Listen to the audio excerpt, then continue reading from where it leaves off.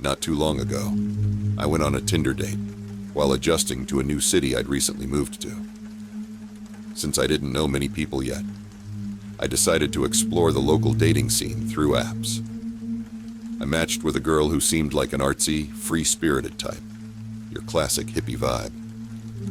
After a few casual exchanges on the app, we decided to meet up for a drink. I picked her up at her house. She greeted me at the door with a warm hug, which seemed like a good start. She mentioned a local bar she liked and suggested we go there to chat and get to know each other. I offered to drive, and we headed toward my car. Here's where things started to feel off. As I unlocked my car and opened the driver's door, I noticed she hadn't moved toward the passenger side. Instead, she was just standing behind me, staring blankly. I paused for about 15 seconds, trying to make sense of it, before asking, "Are you going to get in?"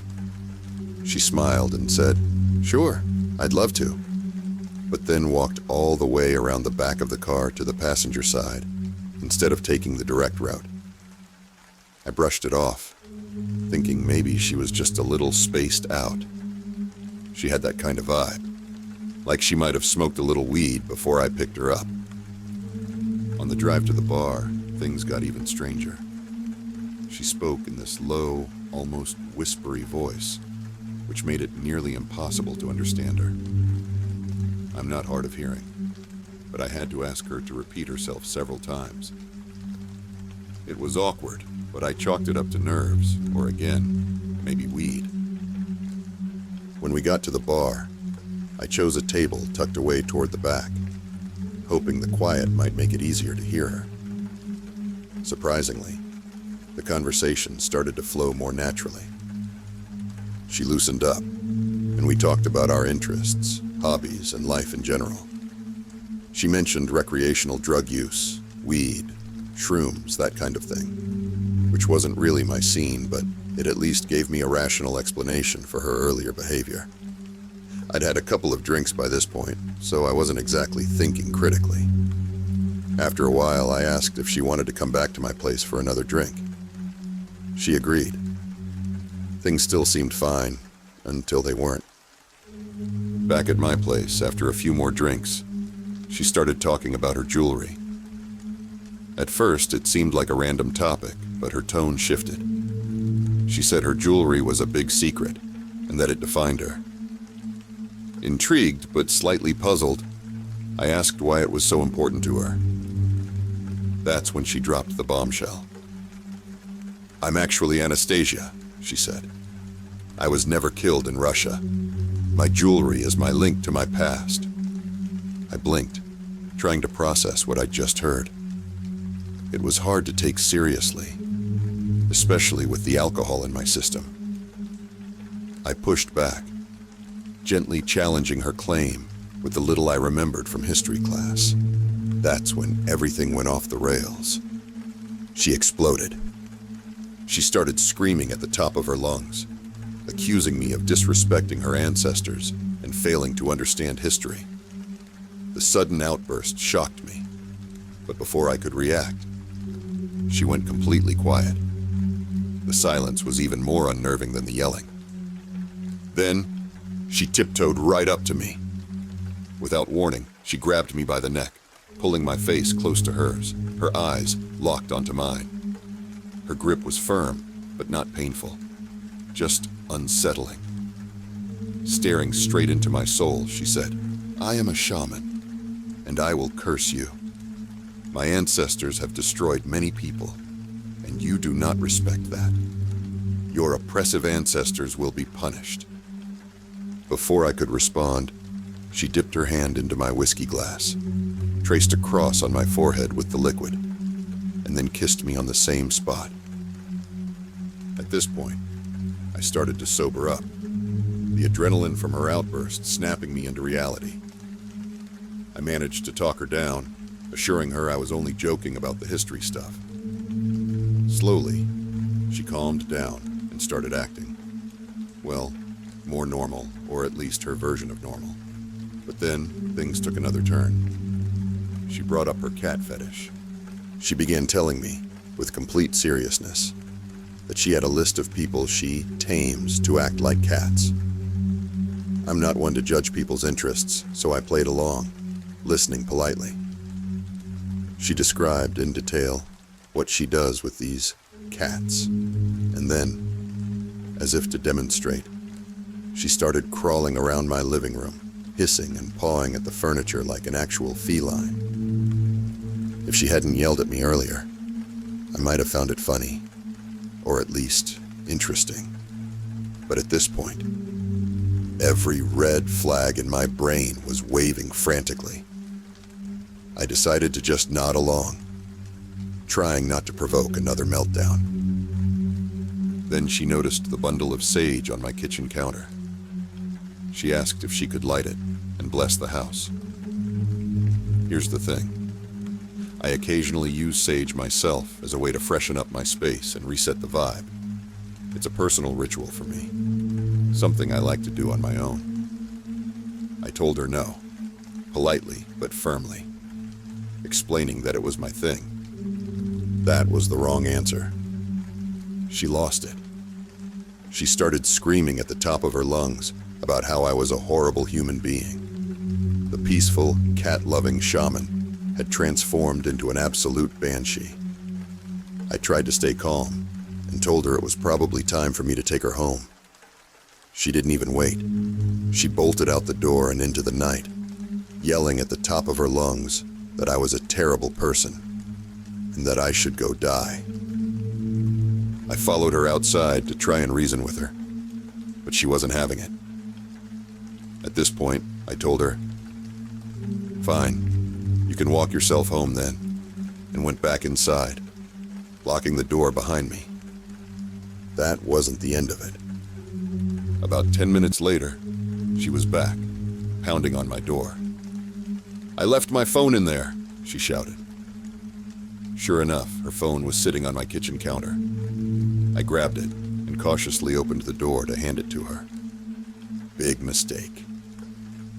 As soon as the door was open, she tried to barge inside. I blocked her with my forearm, keeping her at bay. She glared at me, her body language tense, like she was ready to swing at me. I didn't flinch, holding my ground, and told her she wasn't coming back in. Then she demanded the whiskey bottle we'd been drinking from. "Absolutely not." "No," I said firmly, "because I paid for the damn thing." That was the end of the discussion. I slammed the door and locked it. For a minute, she banged on the door again, but eventually I heard her footsteps retreating down the stairs. I waited about an hour, then cautiously went outside to make sure she wasn't lurking around. The coast was clear. Thankfully, I never saw her again after that night. This wasn't the scariest encounter in the world, but for the next few nights, I couldn't shake the feeling of unease. I'd double-check my surroundings every time I walked through my neighborhood, half expecting to see her lurking in the shadows. Honestly, I hope she's okay, wherever she is, but at the same time, I hope I never ever see her again.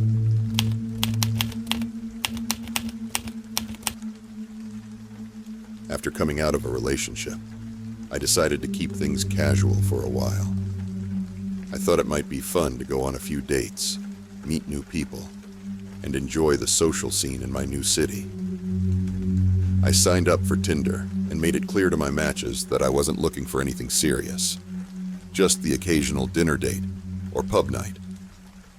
That's how I met Pete. He was cute, charming, and seemed to have a laid-back vibe. He'd recently moved to the city and, like me, wasn't looking for anything serious. He just wanted to meet people and explore the area.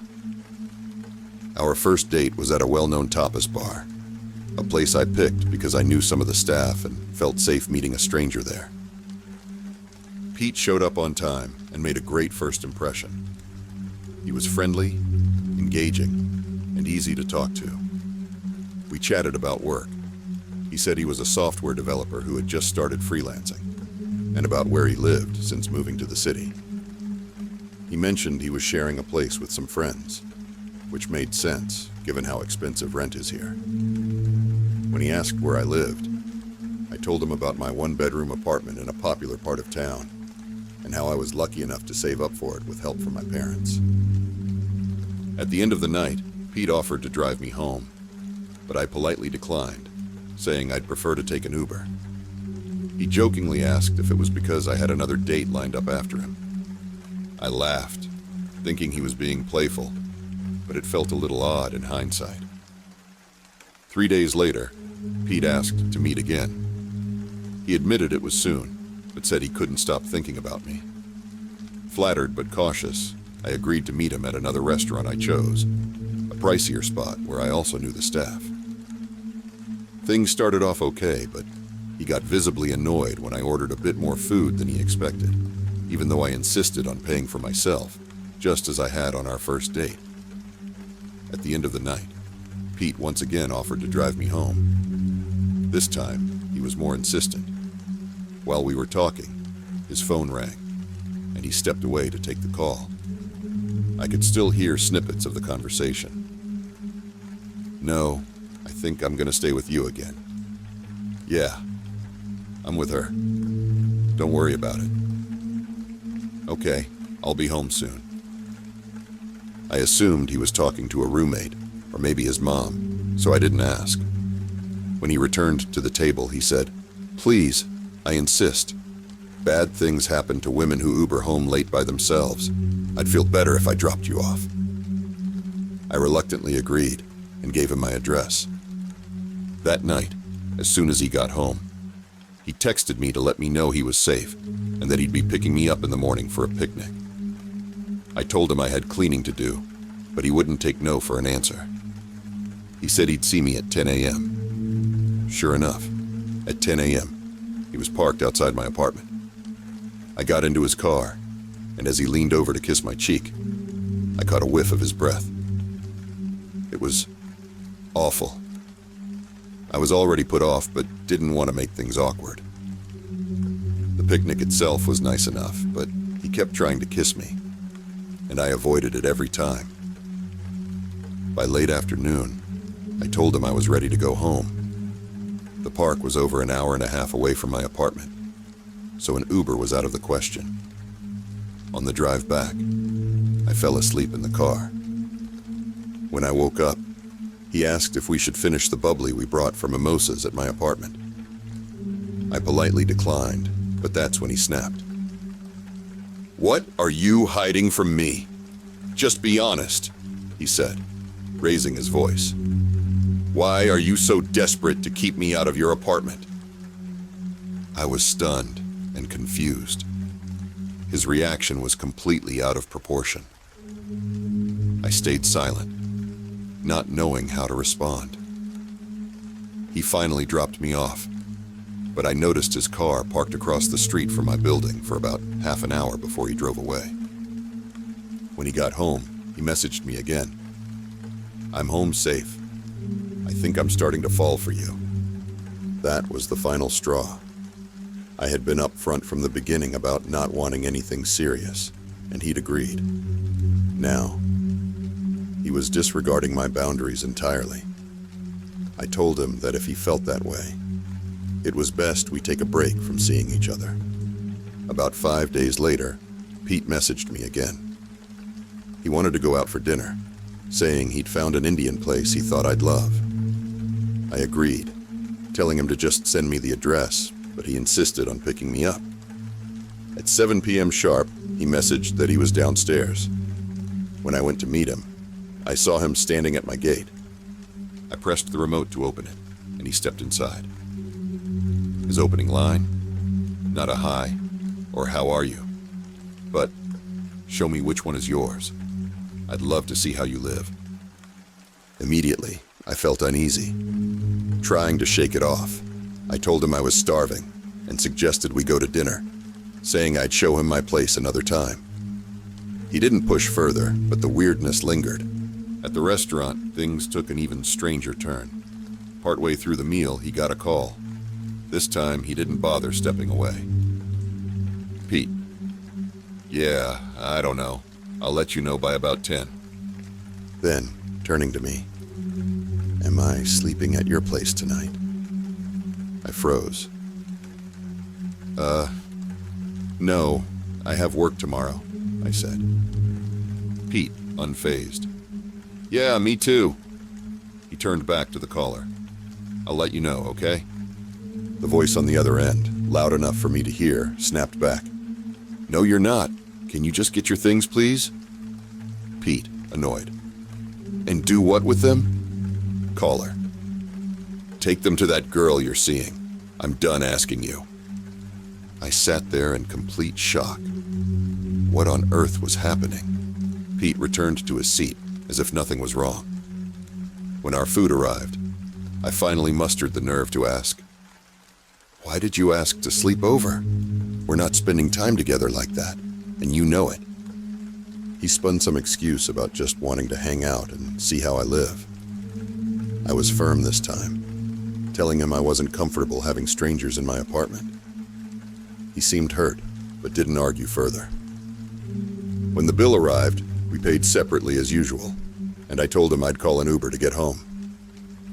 "No point," he said flatly. "I already know where you live. Let me drop you off."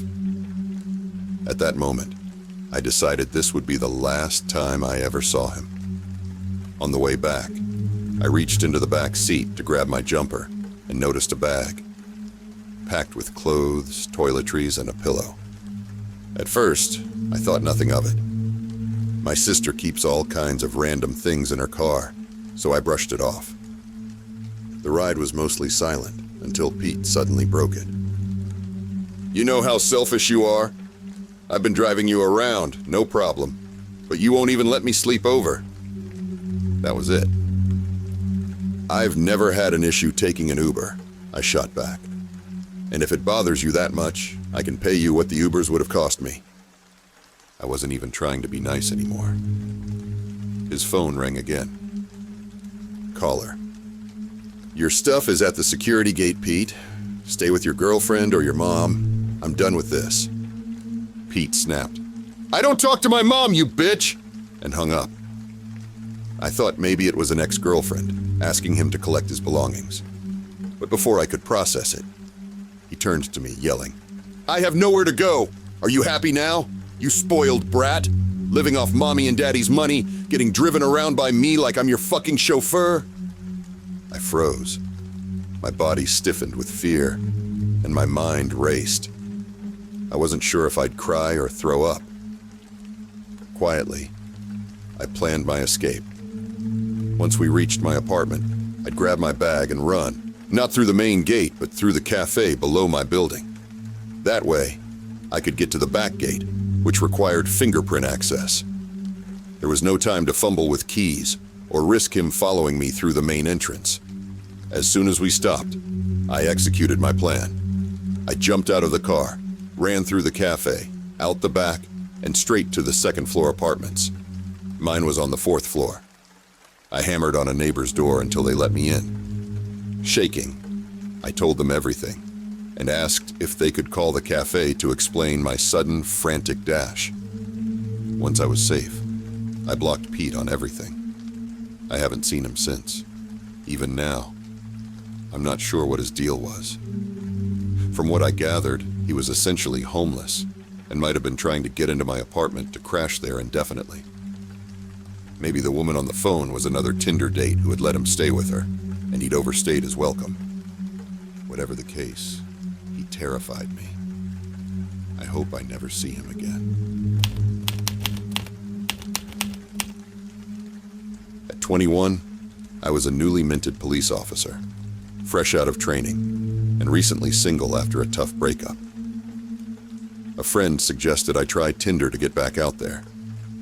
Being young and overconfident, with the "I'm invincible" mindset that often comes with the badge, I decided to give it a shot. It wasn't long before I matched with a woman who was, frankly, way out of my league. She was gorgeous, engaging, and seemed genuinely interested in meeting up.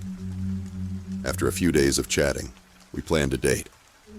She suggested a quiet, open field where we could watch the stars and hang out. It sounded nice enough, and she offered to guide me there after I picked her up at her house. The night of the date, I was equal parts nervous and excited. She greeted me with a warm smile, and as I drove us to the spot, she seemed bubbly and relaxed. The field she directed me to was picturesque, an open expanse surrounded by woods, with deer grazing in the distance. It felt peaceful, a perfect spot for stargazing. But then I noticed faint headlights in the distance. At first, I thought it might be another couple enjoying the scenery, but as the lights drew closer, I realized it was a van. It approached slowly, then pulled up in front of my car, parking just close enough to block the way forward. My instincts kicked in. I told her to stay in the car while I went to check it out. I grabbed the flashlight from my car and approached the driver's side of the van. Inside was a man who could only be described as decently sized. He seemed calm and polite, which put me somewhat at ease. He claimed to be the property owner and said he didn't mean to scare us, but had been dealing with poachers on his land. I explained that we were just here to watch the stars and enjoy the wildlife, assuring him we meant no harm. He seemed satisfied with my response, told us to have a good night, and drove off. I returned to the car, and everything seemed fine at first. But shortly after, my date started texting nonstop. I didn't think much of it, figuring maybe she was checking in with friends or sharing the details of her night. Around an hour later, those same headlights appeared again, but this time, they were barreling toward us at an alarming speed. Alarmed, I told her to get in the car as I repositioned it into a more defensive angle. But instead of staying put, she jumped out and ran toward the van. That's when it all clicked. I was being set up. I got out of the car, my training kicking in, and ordered them both to back up and get on the ground. Predictably, they didn't comply. The man charged at me, tackling me to the ground. Luckily, I managed to gain the upper hand, flipping him onto his back and scrambling to my feet. As I regained my footing, I saw my date grab a metal pipe from the van. She shouted at me, claiming they had a gun, and demanded I hand over my wallet and truck if I wanted to walk away unscathed. Despite the overwhelming odds, my overconfident, invincible mindset refused to back down. "No," I said, my voice firm. And then things got even worse. She started crying, her voice trembling, as she insisted they didn't want to hurt me. Meanwhile, the man began retreating toward the van. That's when I made my move. I told them I was a cop, drew my concealed firearm, and ordered them to lay on the ground. For a moment, we all froze, the gravity of the situation sinking in. Then, almost reluctantly, they complied. I called 911, giving my name and badge number, and told the dispatcher I had 2 suspects at gunpoint and needed immediate backup.